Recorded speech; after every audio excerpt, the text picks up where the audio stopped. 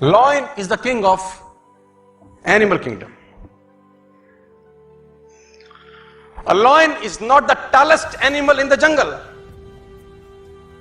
A lion is not the tallest animal in the jungle. A lion is not the heaviest animal in the jungle.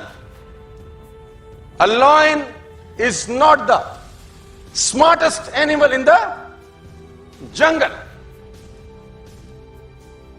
ना सबसे ऊंचा होता है, ना सबसे भारी होता है, ना सबसे ताकतवर होता है, और ना ही सबसे इंटेलिजेंट होता है. Still lion is the king. Still lion is the king. इसका मतलब बड़ा सिंपल है, डिटेल में समझाता हूं. आपको जिंदगी में कामयाब होने के लिए ना तो स्मार्ट होना जरूरी है, ना इंटेलिजेंट होना जरूरी है, ना पढ़ा लिखा होना जरूरी है, ना बहुत क्लेवर होना जरूरी है, ना बहुत बुद्धिमान होना जरूरी है, क्योंकि लॉयन के पास ये एक्टिविटीज नहीं है. Still he is the lion. Is not tall as giraffe, not heaviest than a elephant, not clever than a fox. Still he rules the jungle. और समझना पड़ेगा कि ऐसा क्यों है, क्योंकि lion has a attitude. Lion has a attitude. इसका attitude बड़ा शानदार है. समझाता हूं, समझिए. देखो, a lion is the king of the jungle because of its attitude. The lion has a different attitude that makes every animal afraid of him. इसका attitude ऐसा है कि सारे के सारे जानवर इससे डरते हैं. डरने का मेरा मतलब है उसका रिगार्ड करते हैं एक तरीके से, है ना. Giraffe regard the lion, elephant regard the lion, hippopotamus regard the lion, rhino regard the lion, fox regard the lion, monkeys regard the lion. What makes this massive animal respect such a small cat? देखने में तो छोटी सी बिल्ली ही तो है. क्यों ऐसा होता है कि लॉयन का सब रिगार्ड करते हैं या डरते हैं दूसरी भाषा में? It's because of its the attitude is different by difference. जैसे ही लॉयन ने एलिफेंट को देखा, समझिए, जैसे ही लॉयन ने एलिफेंट को देखा, उसके दिमाग में एक चीज आई, लंच.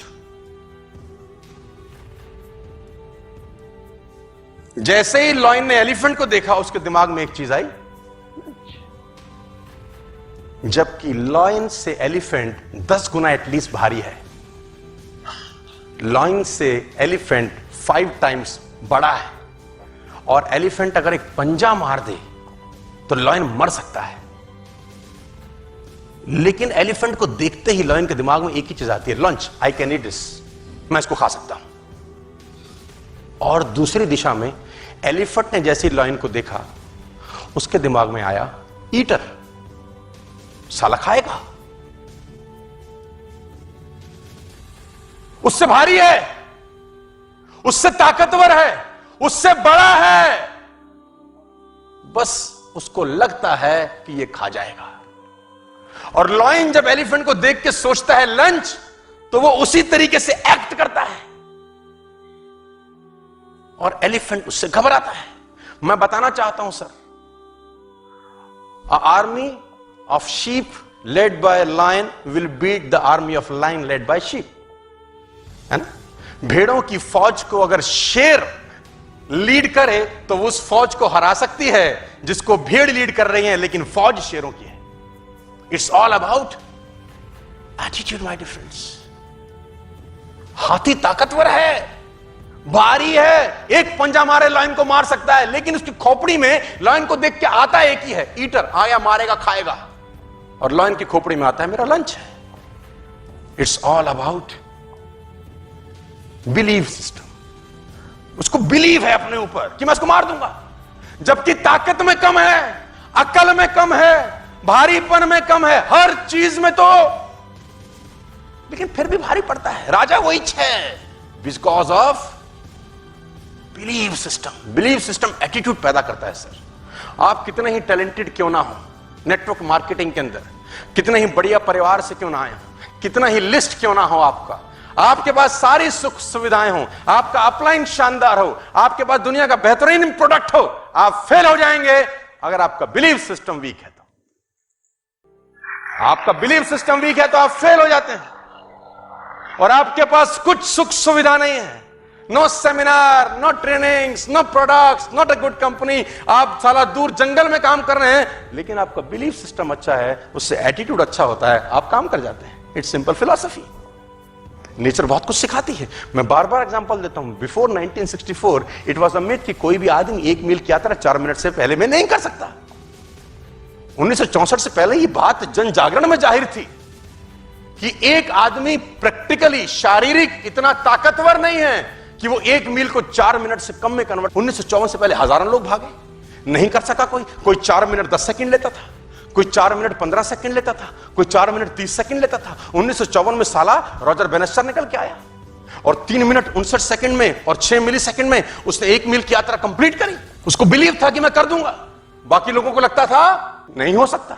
मजे की बात तो यह है कि 1964 में जब रॉजर बेनेस्टर ने किया, उससे पहले किसी ने नहीं किया।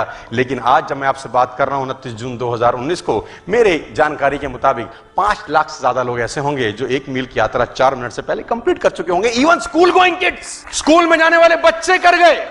क्योंकि 1964 से पहले जब लोग ट्रैक पे दौड़ते थे तो उनके दिमाग में रहता था आज तक नहीं हुआ, आज भी नहीं होगा। हेलो, 1964 के बाद लोग जो ट्रैक पे दौड़े तो लोगों को लगा था साला रॉजर बेनेस्टर कर सकता है तो मैं भी कर सकता हूं। बिलीफ सिस्टम, और उस बिलीफ सिस्टम के हिसाब से वो एक्ट करते हैं और बिलीफ सिस्टम से एटीट्यूड पैदा हुआ और खेल चेंज हो गया। मैं बार बार उदाहरण देता हूं सर, 2011 से पहले किसी ने वनडे में डबल सेंचुरी नहीं लगाया था। Before 2011 nobody scored 200 in one day international. Sachin Tendulkar came और साउथ अफ्रीका के अगेंस्ट उसने 200 किया। हेलो, याद है? उससे पहले साला कोई 200 करता था? कोई नहीं करता। साला टीम 200 कर जाए तो बल्ले बल्ले भाई। अगर वनडे में कोई टीम 200 कर जाती थी उस जमाने में तो लगता था आहा क्या खेले हैं ये लोग पे। और कोई 250 कर जाए जीते जीते, और 300 कर जाए अरे पहाड़ बना दिया पहाड़। किसी से भी गेंदबाजी करा लो अब तो, क्योंकि वनडे में 100 लगता था, यही बहुत था यार। और 2011 में सचिन तेंदुलकर ने जब डबल सेंचुरी बनाया तो मैं आपकी जानकारी के लिए बता दूं 2962 वनडे हो चुके थे उससे पहले, 2962 वनडे इंटरनेशनल। क्योंकि बिलीफ ही नहीं था ना कि कोई वनडे में 200 मार सकता है। और ये 5 फुट 5 इंच का आदमी 200 मार गया। क्या जानते हैं चेंज हुआ 2011 के बाद? Belief system. और उस बिलीफ सिस्टम से एक्टिविटी चेंज हुई, एटीट्यूड बदल गया लीडर्स का, और उन प्लेयर्स का एटीट्यूड बदल गया। और उसके बाद सिर्फ 180 वनडे के गैप में सहवाग ने उसको ब्रेक कर दिया। सहवाग ने दोहरा शतक मार दिया, रोहित शर्मा 3 बार मारा, मार्टिन गुप्टिल मारा, क्रिस गेल मारा। दोहरे शतक की लाइन लगी 2011 के बाद, क्योंकि 2011 के बाद जब बल्लेबाज क्रिस पोतर था, उसकी खोपड़ी में तेंदुलकर का दोहरा शतक था, उसको लगता था सारा ये मार सकता है तो अपन भी मार सकते हैं।